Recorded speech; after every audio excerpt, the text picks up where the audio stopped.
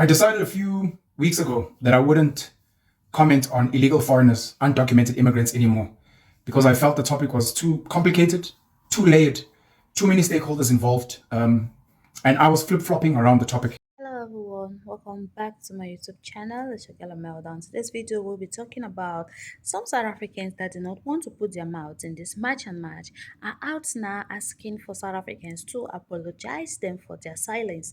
I also posted a video last time of celebrities that were not talking, they were not saying anything. South Africans are so much disappointed in them, and later on, 1, 2, 3, they started coming out to say their own opinion about this. Anyways, guys, if you're new on this channel, please do it to like, share, and subscribe while you listen to what our brother have to say about this. And my reaction will be at the end of this video, so please stay tuned. And look, I have a lot of friends who are foreigners in South Africa, legally so, who work in corporate, who run businesses, etc. I also know a lot of, I guess what you call illegal foreigners. And I only assume, I've never asked them, by the way, I only assume based on the work that they're doing, where they stay, in terms of informal settlements, etc., etc. So I just assume that I don't think you're meant to be here. I don't think you have a work permit. I definitely know you don't have a study permit because you're not studying. I don't think you're running a business. But I wanted to make this video because I've been processing. I spoke to so many foreigners, I think legal and illegal, refugees, asylum seekers, people that own businesses, highly respected foreigners in South Africa from SADC, from the rest of the African continent. And luckily I had some foreigners coming in from other parts of the world as well. Sadly, not as many of them, but at least some that I engaged, including a lot of my friends. And we had a lot of debates, we had a lot of discussions. I've been triggered by some of the political voices, your Dr. Nkosazana Dlamini Zuma, your Dr. Mbuyiseni Ndlozi, some of the people at the ANC, of course, Julius Malema of the EFF, and many other voices on social media. I've been triggered even more by many Africans who have been attacking South Africa and South Africans, and some of the international news platforms that are lying, blatantly lying about what's going on in South Africa. There's no country that I'm aware of in the world that doesn't respect its sovereignty to a point where they say you cannot come in here without documentation. And also, you can't stay in here once your documents have expired. Even if you got them legally, but they've expired, you have to leave and then reapply. There is no country in the world that I'm aware of that does that. I know there are issues in Ireland. I know there are issues in England. Of course, there have been issues in America with the Mexicans and in other places as well. Countries like Ghana have famously deported a lot of people historically. Countries like Nigeria, there have been many issues. These stories get brought up about South Africans in exile. South Africans were not necessarily going into countries illegally. They were fleeing from persecution, and they did speak to the authorities, which is why they ended up in refugee camps. But all of this just to say, guys, I'm sorry. I'm sorry as a South African for taking my personal experiences and my personal opinions and trying to make them like the South African opinion, as some of these other people are doing. The reality is that I'm privileged. I live in a secure complex. We have controlled access. We've got security guards 24/7. So not just anyone can come in and out. The job, the income that I make is not threatened by people that are in South Africa illegally. I make a lot of my money online. So if anything, whether legal or illegal, foreign or South African, if you're watching, I get to make money. So I speak from a position of privilege. A lot of the politicians, a lot of the leaders, a lot of the celebrities that are speaking are also speaking from a place of privilege. They don't live in informal settlements. They don't have relatives that have been murdered by illegal foreigners. They haven't been hijacked. They haven't dealt with serious crime.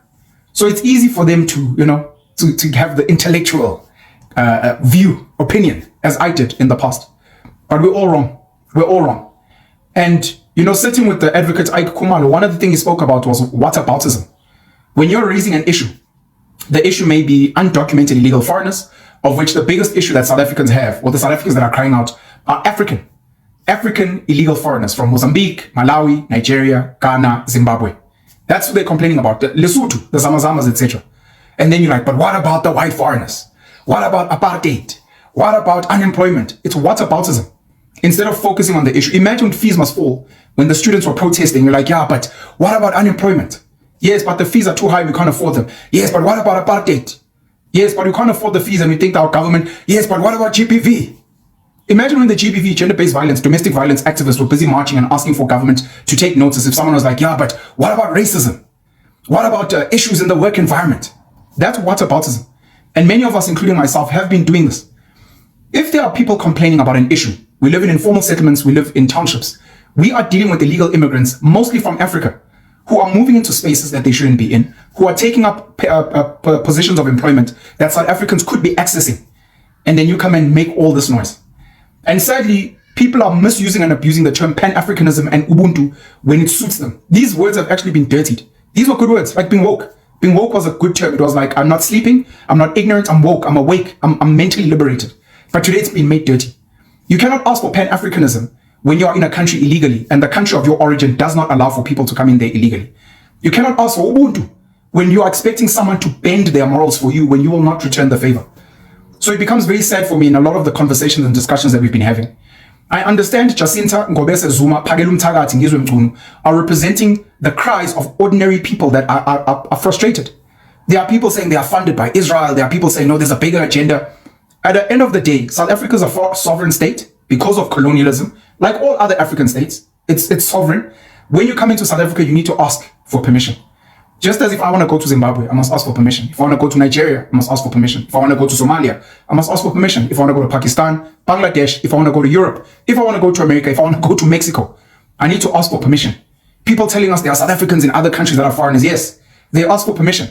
And if they are there illegally, if they broke the law, please, we're begging you South Africans, deport them, get rid of them. We don't want them there because they're giving us a bad name.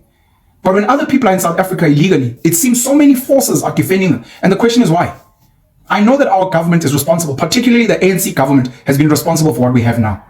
I'm not lending my voice to say I support the people that are marching against illegal foreigners. I'm here to tell you that I'm compromised. I'm speaking from a place of privilege, and my opinion should not be the opinion that matters. If I can afford to pay school fees for my child in university, whatever my opinion is, it's like, but you can afford, or your child is on a scholarship.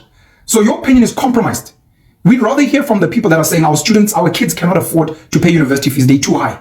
NSFAS is not doing the right thing. If I understand what they're saying, I can lend my voice to assist, magnify what they are crying for. But I can say, guys, I'm privileged. It doesn't apply to me. I've been wrong. I've been very wrong regarding this topic. And I think a lot of the so-called intellectuals out there, a lot of these political leaders, a lot of other celebrities and voices, I believe they are wrong. And I believe some of them are compromised. I believe some of them are captured. I believe some of them are being funded. I believe some of them are either in relationships with certain foreigners or do work with certain foreigners, or they're benefiting on the African continent, or they just think they're too smart. I know the topic is complicated and layered. I said so. But when people are crying and they're saying, this is our cry. When AfriForum says, our cry is for white Afrikaners. And then you're like, but you're not complaining. You're not crying for the blacks. You're not crying for the Indians. That's not who they represent. If you have an issue with white foreigners in South Africa, legal or illegal, please start your own movement. If you have issues with legal foreigners in South Africa and you're like, no, they're taking up too many jobs in academia, don't demand that March and other voices fight your fight for you. That's your fight. If you've got an issue with unemployment, put together a movement, lobby government, make sure that you're creating spaces for employment, but don't come with whataboutism for March and what they stand for. They are standing for ordinary, frustrated, tired South Africans who are saying there are foreigners illegally so in South Africa that are paying bribes, that are committing crimes, that are taking our jobs. They're not taking your job. Your job is fine. That's why it's easy for you to speak from an ivory tower. Theirs is not. I just wanted to say I'm sorry, and I think I now understand where people stand. The Black Pen. So guys, what do you all have to say about that video? On a serious note, people that have not experienced crime in South Africa would think South Africans are overreacting. People that are not on social media just because they want to follow trend will think, oh, these people, why do they hate their fellow blacks? Why are they like this? So many South Africans are saying their lives were much more better during apartheid, in the sense that foreigners were not everywhere. At least during apartheid, they have jobs. The level of unemployment during apartheid was around 6%. But guess what? Now it's 40 something, almost 50%, being that 25 of that remaining employed 50 are self-employed. Meaning the government is only providing jobs for about 20% of South Africa. Guess where the rest of the jobs are going to? Illegal foreigners. And you expect South Africans to stay quiet? I saw so many South Africans under the comment section talking about they have graduated for how many years now. They have been struggling. They are applying for jobs. They are only telling them that this job like this, we will look for a job that suits your application. We will look for a job that suits your resume. That's just how they've been telling them till date. Let's not even talk about people that are old people in South Africa still looking for job at their age of 60 years, still looking for a job. Foreigners will come and call them lazy after taking over their jobs. Then people will come and call South Africans xenophobic. You can call South Africa whatever you want to call them. It's up to you. No one is holding your mouth or your phone. It's your phone, it's your mouth. Do whatever you want to do. But South Africans also have to do what they have to do to clean their country. Yes, it's as simple as that. Anyways, guys, I don't have much to say about this video. If you haven't subscribed, please do it to like, share, and subscribe. Don't forget to leave your thoughts in the comment section. Tell me what you think about this video, and I'll be here to respond. So see you on our next video. Bye for now.